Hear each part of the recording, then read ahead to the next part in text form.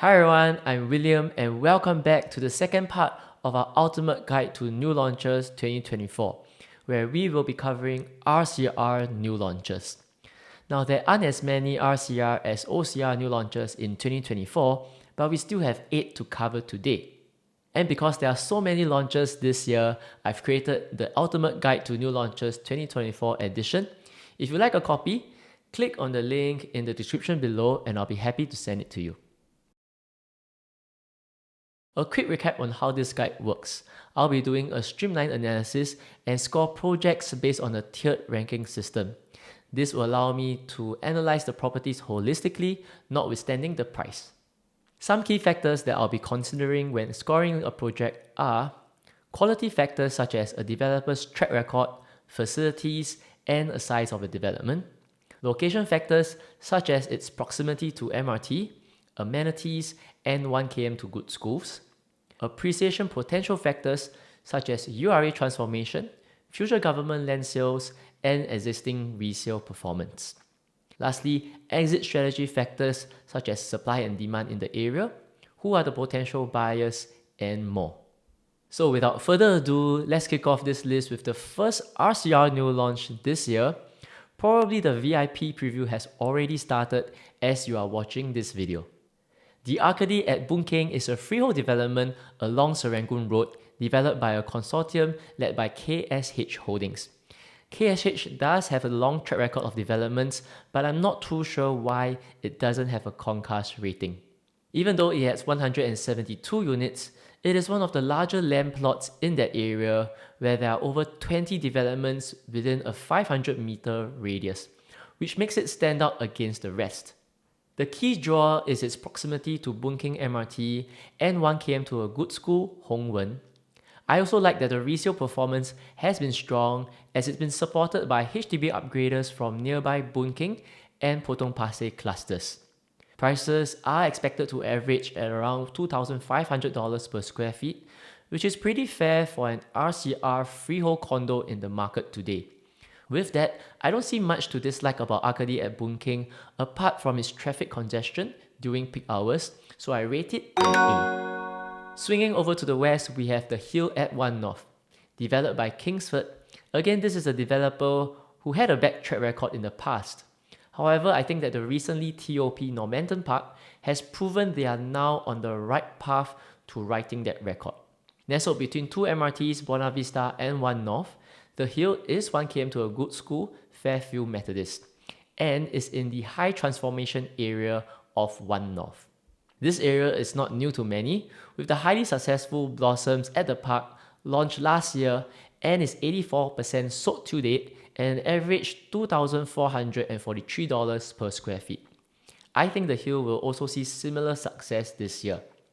However, the Hill's 142 units is only half the size of Blossom's 275 units. In addition, while 1 North is a good investment for rental, I think that it lacks organic demand for HDB upgraders in the area, so this will make the exit strategy a little bit more difficult. Hence, I rate this a B. Sticking to the west, we have the Bukit Timah Link GLS developed by Bukit Sembawang. While I like it is super close distance to Beauty World MRT, where you get to enjoy the transformation happening there, and it is also within 1 km of Pei Hwa Presbyterian. It is also surrounded by huge plots of land slated for residential use in the URA master plan. So expect future government land sales to contribute to the upside too. However, ultimately the negatives do outweigh the positives. Most notably, it's a small size of only 155 units, which pales in comparison to the reserve residences, which has 732 units. Hence, while buyers here get to enjoy the amenities at the reserve, I find it hard to foresee resale buyers preferring this development over Link Q or reserve residences. Hence, I rate this a C. Next, we have Pine Grove Parcel B government land sales. Developed by Cinemas and MCL, these are developers with a strong track record, and I also expect full facilities in this good-sized development of 565 units. This is an exclusive enclave surrounded by nature, so unfortunately there isn't an MRT within walking distance. This plot is located directly next to Pine Tree Hill, which I've done an extensive video analysis on, and you can find the link in the description below. While Parcel B shares many of the positives of Pine Tree Hill, such as the potential en bloc of Pine Grove, strong resale performance, and the lack of new supply in the area, it loses out in two key areas. Firstly, Parcel B is only partially within 1 km of Henry Park, which is a key factor to buy this area. So with pine trees 100% within 1 km of Henry Park, I think that discerning buyers will prefer Pine Tree, notwithstanding its slightly cheaper price if you buy now rather than waiting till the end of 2024. Hence, I rate Pine Grove Parcel B a C because you should just buy Pine Tree Hill today. Next, let's cross the island over to the east, where we will have 3 new launches in 2024 in District 15. If you are following the news, there is some major transformation to be expected in D15 with the development of Long Island. It will be twice the size of downtown Marina Bay area, with tracts of land a distance away from East Coast shoreline, extending from Marina East to Tanah Merah. Altogether, there will be about 800 hectares of land for new homes and other amenities, as well as a new reservoir, which will be developed over the next few decades. This will be a huge positive for the upside potential of the 3 launches in District 15. First to launch will be Embassy, which Far East has been delaying its launch for quite a while, although I'm not too sure why. Located along Amber Gardens, it is a freehold development with 132 units and 420 meters to Tanjong Katong MRT. The Amber area has always lacked a good school, but this hasn't stopped it from performing well in the resale market, which is driven by strong organic demand. Not that I think that this is a bad development, and certainly it will be a luxurious own-stay option for affluent buyers. However, if you are looking for capital appreciation, I think it's clear that smaller plots like Embassy will underperform the larger plots like One Amber, the Esta, and Amber Park, which will likely TOP this year as well. Hence, I rate Embassy a C. Next, we have the former Meyer Park en bloc, developed by developers with a good track record, UOL Group and Singapore Land. This falls under what I call Tier 1 of East Coast properties because you get to enjoy unblocked sea views, although it is at the expense of peacefulness as you will get the road noise from the ECP.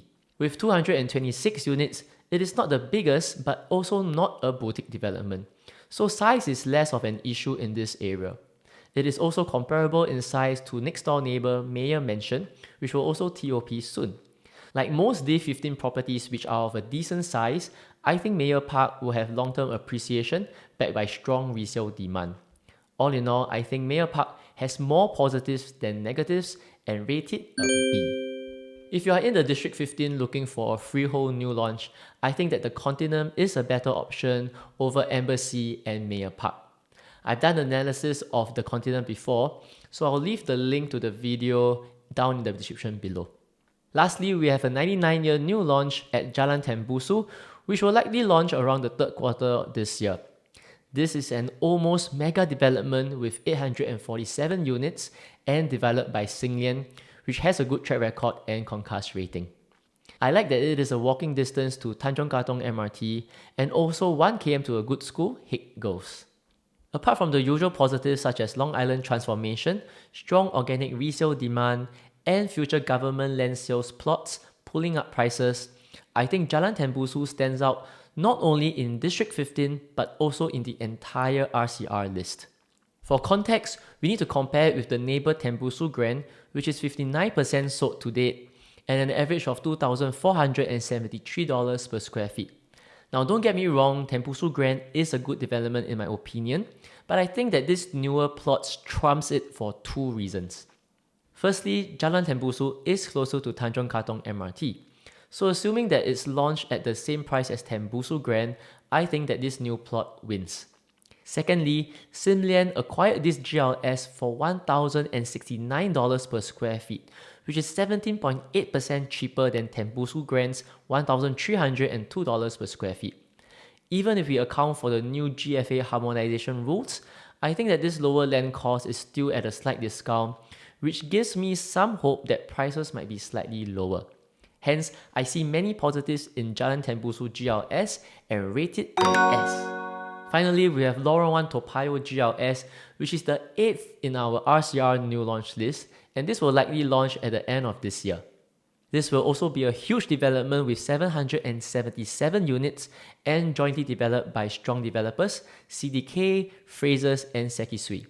Looking at the factors, you can see that I have many reasons to like this development. Firstly, the location is just a stone's throw away to Braddell MRT, and we are also within 1 km of a good school, Pei Chin. Being in a mature estate, you are also surrounded by lots of food options and amenities. Toa Payoh historically has performed very well in the resale market, which is driven by strong HDB upgraders selling their newly MOP BTOs for over $1 million. In addition, I think there is significant pent-up demand for new condos in Toa Payoh, where the last GLS was 9 years ago. Hence, I think demand outstrips supply, which is positive for the upside potential and your eventual exit strategy. Assuming the price premium to gem residences is fair, I also believe the higher price will not deter resale buyers. This is due to gem residences having pretty bad layouts. If you take a look at their bedrooms, they are extremely small, even by today's standards. Gem is also one of the only condos I know that have triple key units. Now, door key units have low resale demand, and triple keys probably are even more so.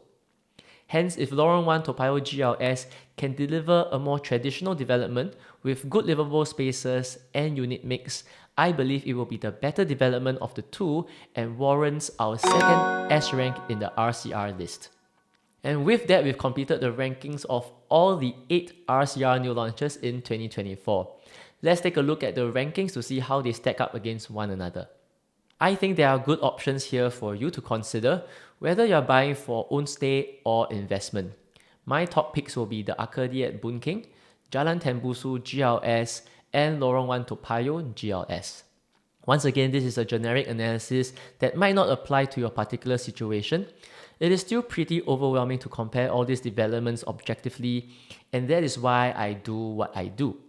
If you are an interested buyer who likes numbers, data, and a systematic approach to property, do drop me a WhatsApp or fill up the Google form. I'll be happy to walk you through a game plan for 2024 so that you can achieve your property goals and objectives this year. Do like the video and subscribe to the channel so you will be notified of our third and final part of the Ultimate Guide to New Launches 2024 edition, where we will be covering CCR new launches. So I'll see you in the next video.